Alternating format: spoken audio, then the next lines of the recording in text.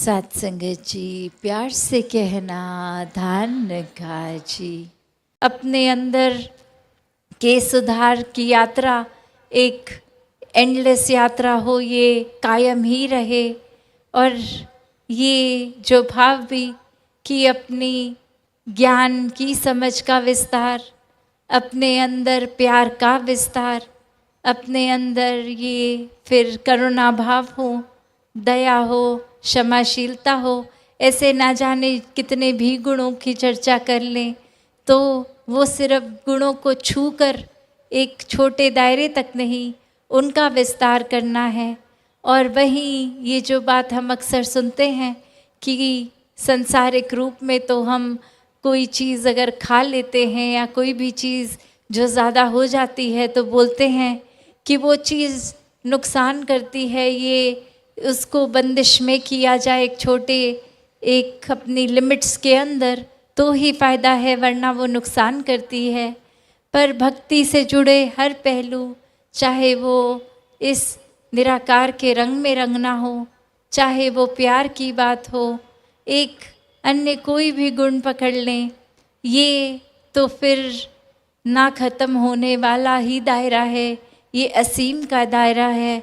तो ऐसे ही अपने मनों के भावों को एक इतना विस्तार दें, ये पॉजिटिव भाव ही मन में बसें, हर दिशा तक ये दायरा एक उस तरह जाए कि जहाँ एक लगे भी मन को, शरीर को कि हमने काफ़ी मेहनत कर ली है इस पहलू पे, पर ये तो फिर और गहरा ही है, ये तो एक असीम की ओर ही है। तो अपनी ग्रोथ को भी ये विस्तार हमेशा करते रहें, वो चाहे फिर अपने एक जहाँ तन मन धन परमात्मा का है, एक शरीर का ध्यान रखना भी एक फिज़िकल फिटनेस की भी बात है, या वो एक अपनी स्पिरिचुअल ग्रोथ, ये आध्यात्मिक एक अपना उस तरह दायरे को बढ़ाने की बात, या फिर एक मन की अवस्था कि कैसे पल पल में ख्याल इधर उधर भागते हैं या किसी की बात का असर ले लेते हैं, या अपने दिमाग से ही खुद कुछ ऐसी बात बना लेते हैं कि अपने मन को खुद ही खराब कर लेते हैं। तो जहाँ वो बात भी है कि ये अगर विस्तार बाहर की ओर उस डायरेक्शन में है तो ये विस्तार अपने अंदर, ये भीतर भी परमात्मा ही है। इस तरफ अपने अंदर ये इंट्रोस्पेक्शन करते हुए एक अपने अंदर भी मंथन करें कि ये हम किस दिशा में जा रहे हैं। एक हमारे ख्याल क्या चीज़ पसंद करते हैं कि जैसा ही पहला एक फुर्सत का घड़ी मिली तो सबसे पहले ख्याल क्या परमात्मा की ओर जा रहे हैं, या फिर संसार या कोई दुख परेशानी की ओर, या किसी व्यक्ति विशेष की ओर ही ये दिमाग बस अटक के रह रहा है। तो बात वही कि ये विस्तार एक इंटरनल भी हो, सिर्फ एक्सटर्नल नहीं। तो वो बात जैसे अभी एड्रेस भी हुआ, वो बात की एक मन की क्लैरिटी हो, पर ऐसा भी नहीं कि सिर्फ सवाल पूछने के लिए पूछा जाए।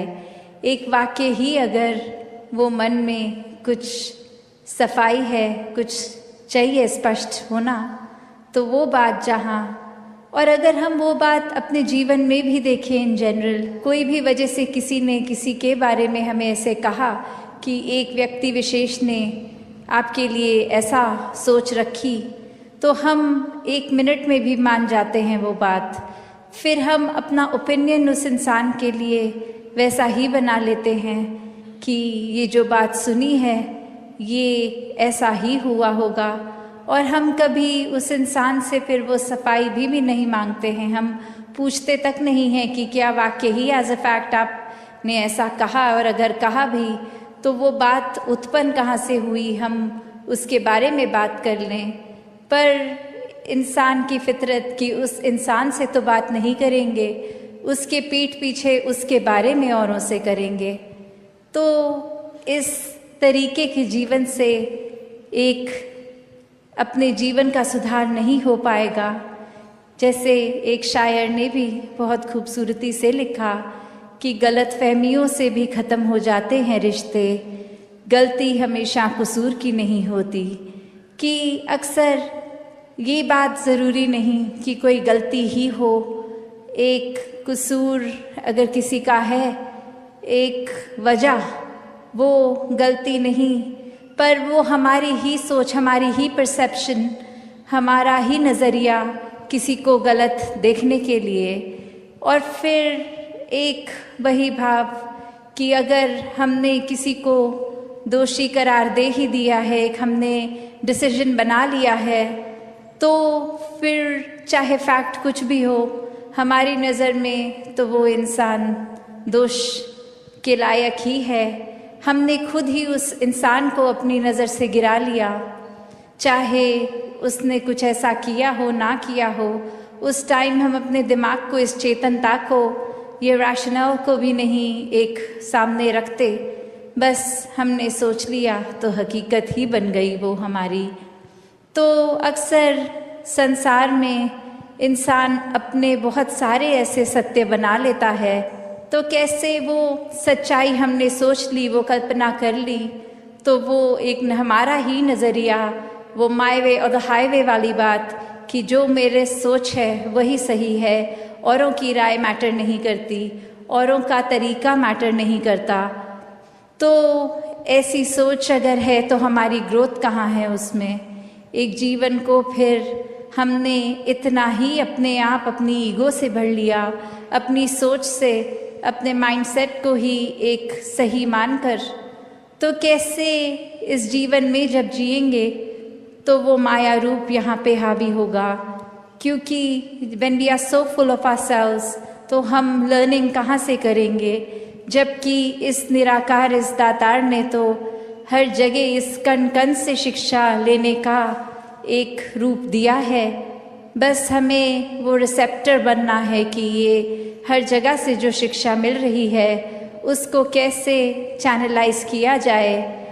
तो ऐसा जो कर लेते हैं वो एक भक्ति हर समय की करते हैं, क्योंकि जब इस परमात्मा को जानकर, इसमें विश्वास करके, इसको हर समय अपने आसपास देखकर, फिर चाहे किसी ने कुछ भी कहा हो, तो ये भक्तों का जीवन तो डार्केस्ट क्लाउड में सिल्वर लाइनिंग भी देख लेता है। एक बिना गुण की चीज़ में से भी गुण निकाल लेते हैं। तो फिर जहाँ एक स्वाभाविक गुण बह रहे हैं, वहाँ से तो भक्त कितने ही अनेकों गुण निकाल लेंगे। तो ऐसा जीवन हमारा एक हो जाए, ताकि हर तरफ से जो शिक्षाएं हैं वही मिलें। वरना तो एक अगर अक्सर ऐसे भी जो उदाहरण देखने को मिलते हैं कि हमारी सोच, इसने तो कभी ख़त्म नहीं होना, हमारी इच्छाओं ने भी कभी ख़त्म नहीं होना, एक वो सेटिस्फैक्शन, एक कंटेंटमेंट की बात, ये तो माया का ही रूप। क्योंकि अक्सर हम ये भी सोच लेते हैं कि माया सिर्फ एक मटीरियलिस्टिक चीज़ है, माया सिर्फ जो आँख देख सकती है वही है, चाहे वो एक घर हो, पैसा हो, एक और चीज़ें। पर अक्सर ये जो सूक्ष्म रूप की माया है, जो एक ये सोच में भी आ जाती है, क्योंकि इस परमात्मा को इस पल में देखना है, इसको ये लिविंग इन द मोमेंट वाली बात। तो ऐसे बात पे ये जो इस पल में इस परमात्मा के एहसास में रहना, वो ही एक एहसास है। वरना तो ये सिर्फ माया रूप चीज़ों, वस्तुओं, रिश्तों से ऊपर ये सोच में भी आ जाती है। तो कैसे एक ये वही बात हो गई, जैसे एक कहानी भी है कि एक इंसान, उसको एक थोड़े से कुछ लोग मिले और आगे वो इंसान सारे जा रहे हैं, कहीं रास्ता ख़राब है, तो वो एक डिसीजन बनाते हैं कि will go ahead as a group, ताकि कोई बात है भी तो इकट्ठे कोई वो रास्ता आराम से निकल जाएगा। और फिर वहीं वो बातें चल रही हैं जहाँ हर कोई अपने जीवन के बारे में बता रहा है, अपने डिज़ायर्स, अपने गोल्स।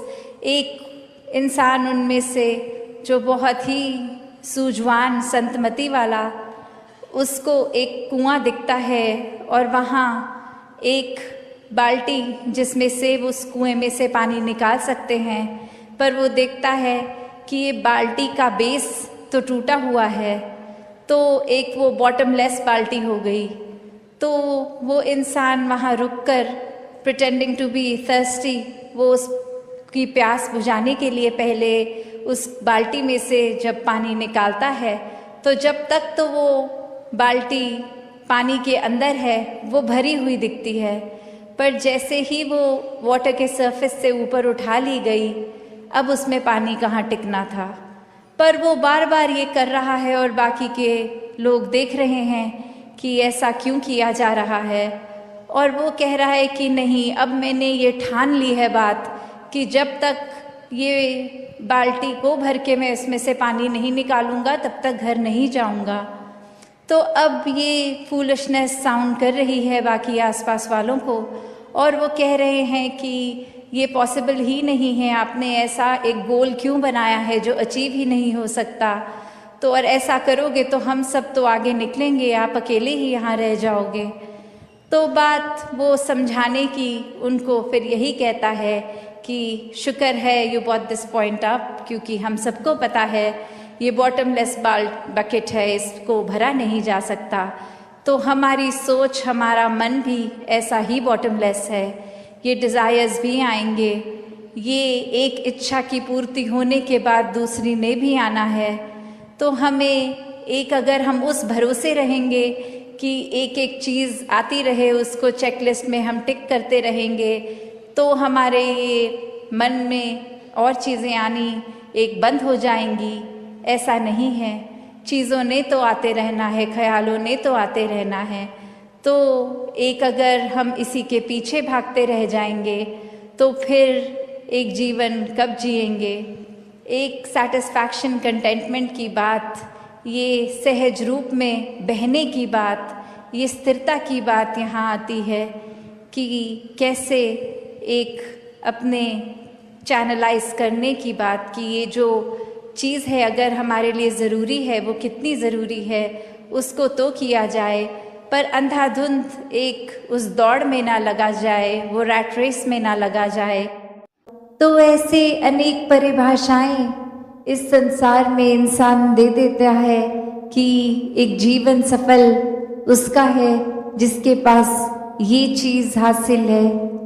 पर किसी भी युग में संतों से जब सुना कि सफल जीवन की परिभाषा क्या है, तो संतों ने यही समझाया कि इस जीवन में आने का जो उद्देश्य, ये भाव मन का कहाँ से आए हैं, कहाँ जाना है, ये परमात्मा की प्राप्ति, इस परमात्मा के हो जाना, इस परमात्मा में एकमिक हो जाना, इस परमात्मा के एहसास में रहना, ये ब्रह्म ज्ञान द्वारा जीवन को सफल कर लेना ही असल में सफलता है।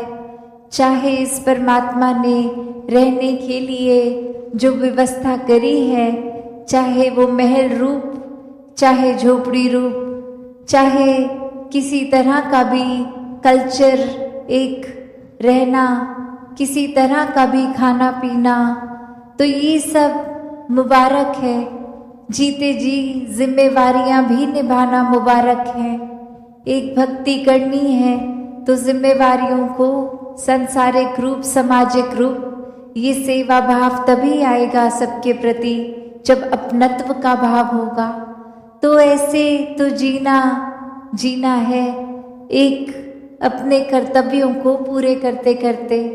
पर हर संत ने समझाया कि इस दुनिया में रहना है, पर इस दुनिया में इस तरह खचित नहीं होना कि इस परमात्मा के प्रति ही ध्यान न जाए। ये स्पिरिचुअल एस्पेक्ट जीवन का, इसमें पीछे रह जाए और ये भौतिक जीवन को ही आगे बढ़ाते रहें। तो चीज़ों का इस्तेमाल करते हुए, सदुपयोग करते हुए जीवन जीना है और अंदर से सिर्फ इस आध्यात्मिक जीवन को ही एक ज़्यादा पुश देना है, इसके प्रति, इस निराकार परमात्मा, इसको जानकर फिर इसी की भक्ति में, इस प्रेम में चूर होके जीवन को जीना है। तो कैसे संतों ने जब समझाया कि सफल जीवन ये एक तब है जब आध्यात्मिक रूप से पूर्ण हो। एक महल माड़ियाँ, गाड़ी, उपलब्धियाँ, पढ़ाई लिखाई इत्यादि सब मुबारक है, पर वो तभी सही मायने में मुबारक है जब हर पल में इस परमात्मा को भी शामिल किया गया, वरना तो एक दौड़ भाग ही लगी रहती है। आज कुछ ये चाहिए, कल कुछ और चाहिए, आज ये जो मिल गया कल फिर प्रार्थना कि इसको बदल दिया जाए। इस तरह नहीं हो जीवन। एक उपलब्धि है तो इतने सालों से उसी उपलब्धि पे है, कोई प्रमोशन नहीं हो रहा। एक उस तरह की इच्छाएं चाहे छोटी सी हो, वो एक बच्चे के अंदर भी हो सकती है और किसी वृद्ध के अंदर भी। वो इच्छाओं ने तो अपना काम करते जाना है।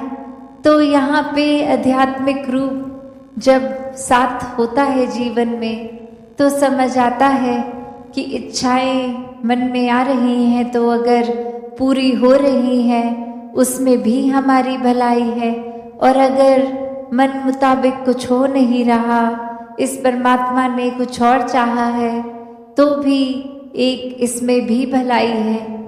तो कोई संकीर्णताओं में, कोई छोटी छोटी चीज़ों को पकड़ के भक्त नहीं बैठते। भक्त भी इस परमात्मा की तरह विशाल होते हैं, अपने मनों को विशाल कर लेते हैं कि ये जीवन में इस तरह छोटी बातों में उलझना नहीं है, ये नफरतों के कारण नहीं बनाने। जीवन में सिर्फ एक बहते जाना है इस परमात्मा की रज़ा में, इस निराकार की रज़ा में। हर पल में शुक्राना भाव लेकर ये जीवन को जीते जाते हैं, और हर समय यही सिखाया है भक्तों ने कि ये समाज में, घर परिवार में, गृहस्थ में रहकर ही भक्ति को करना है। एक अपने मन के जो भी बायसनेस बनाए हैं, कोई भी कार्य से हमने खुद को श्रेष्ठ, दूसरे को नीचा बना लिया है, तो ये एक हमारा ही भुलेखा है, क्योंकि सभी में परमात्मा विराजित है, एक बराबर हैं सभी। तो एक हमने स्वयं किसी को ऊंचा घोषित कर दिया, किसी को नीचा, क्योंकि वो कहीं और जन्मे हैं, कहीं और का खाना खाते हैं। तो ऐसा जीवन अगर हम ऐसी सोच रख रहे हैं तो नुकसान हमारा ही है, क्योंकि सभी श्रेष्ठ हैं, सभी में परमात्मा है, और जिस घट में भी परमात्मा है वो नीचा हो ही नहीं सकता। परमात्मा तो कण कण में है, पूरे ब्रह्मांड में है, इस संसार के एक कण कण में है। तो फिर यही कण कण से शिक्षा की बात आती है कि कैसे हर एक से ये सीख लेना, और सत्संग में भी जब आते हैं तो वो इस भाव से ही आते हैं कि जो भी आज सुना उसमें से शिक्षा लेकर अपने जीवन को वो वचनों के अनुसार एक ढाला जाए, एक अपने स्वभाव में, चरित्र में ये अच्छे गुणों को अपनाया जाए। और अच्छे गुण तभी ठहरते हैं लॉन्ग टर्म, एक ज़्यादा देर, एक ज़िंदगी भर, जब वाकई ही वो गुणों को सिर्फ सीखा ना जाए, वो गुण बन लिया जाए। एक बार हम वो गुण खुद जीता जाता बन जाएंगे तो ही हर समय वो हमारे स्वभाव में रहेगा, वरना तो किसी समय है, किसी समय नहीं है वो गुण।